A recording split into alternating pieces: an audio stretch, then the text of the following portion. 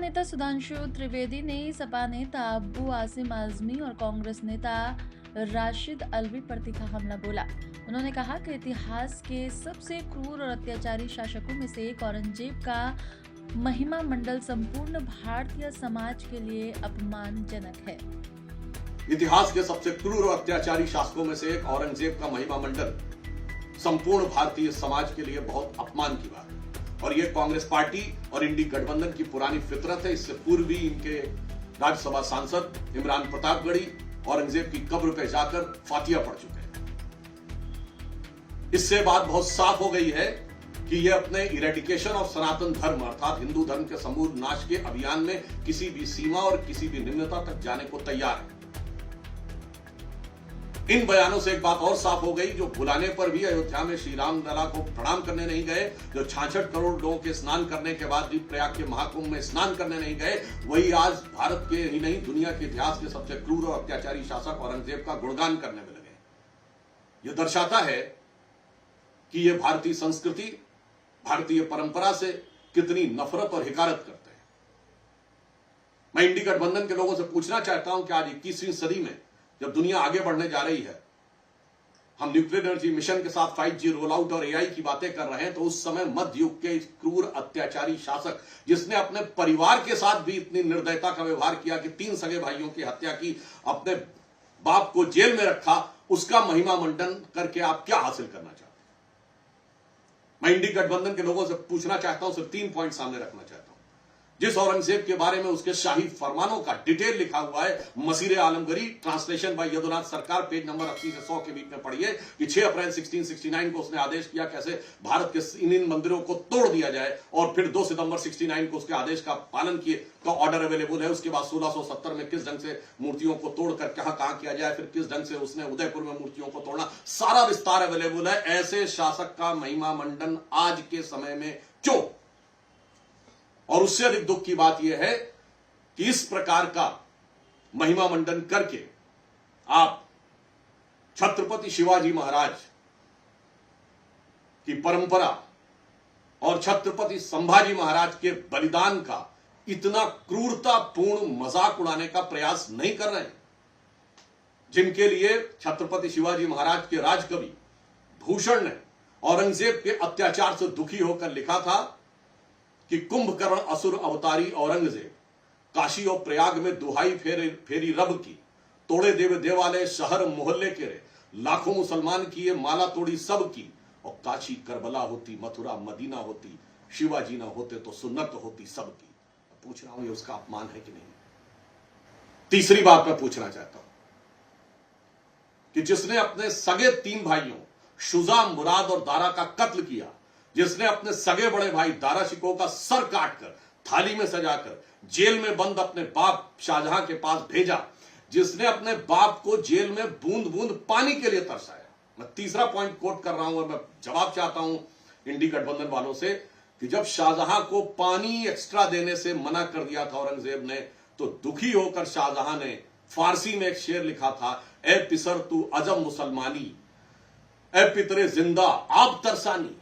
अर्थात तू अजम मुसलमान है जो जिंदा बाप को पानी के लिए तरसा रहा है। आफरीन बाप हिंदुआन सदबार,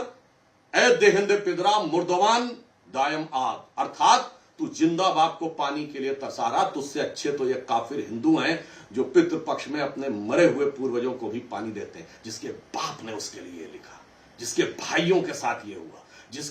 जिसने अपनी प्रजा के साथ ये किया, जिसने देश के साथ ये किया, अगर इसके बाद भी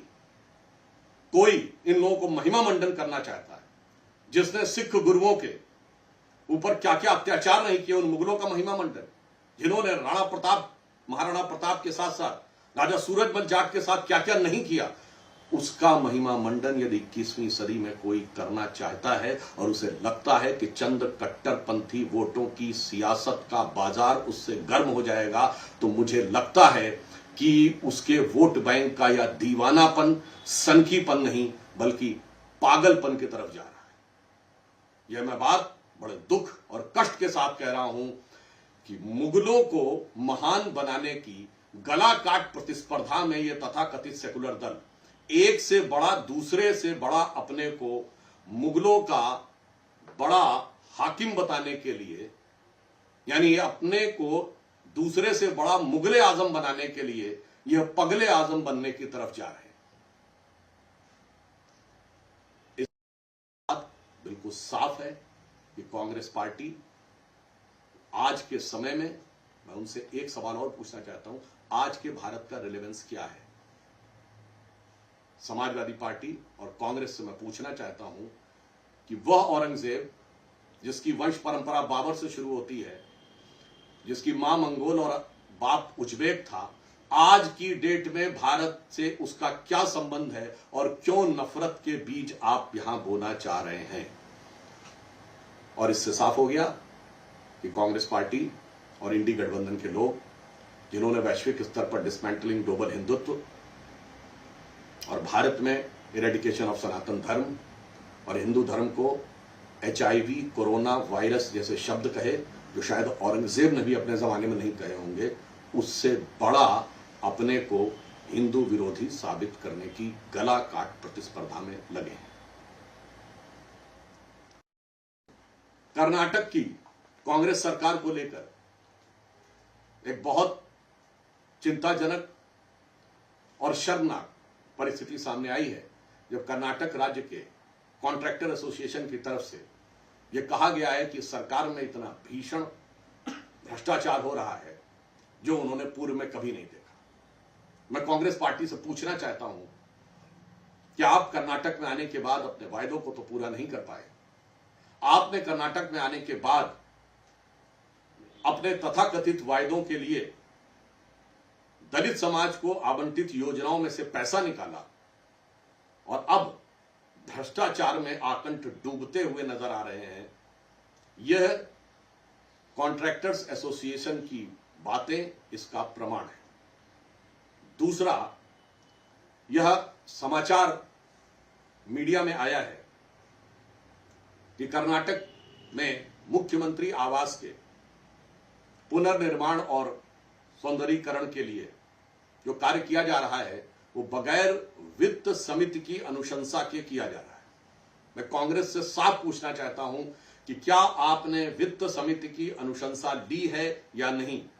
क्या आपने इसके लिए फाइनेंशियल प्रोसीजर पूरा किया है या नहीं? यदि हां तो उन्हें साफ करना चाहिए, यदि नहीं तो कहीं ऐसा तो नहीं कि दिल्ली में जो आपके पुराने साझीदार थे उन्हीं से प्रेरणा लेकर आप नियम कानून को ताक में रखकर कहीं शीश महल वाला प्रयोग दोबारा करने का प्रयास तो नहीं कर रहे। अतः मेरा कांग्रेस से साफ मानना है कि उन्होंने पुनर्निर्माण उनका अधिकार है, जो वो चाहे वो कर सकते हैं। इसमें ड्यू लीगल प्रोसीजर पूरा किया है या नहीं, उनको आकर साफ करना चाहिए, अन्यथा यह प्रथम दृष्टया भ्रष्टाचार का मामला।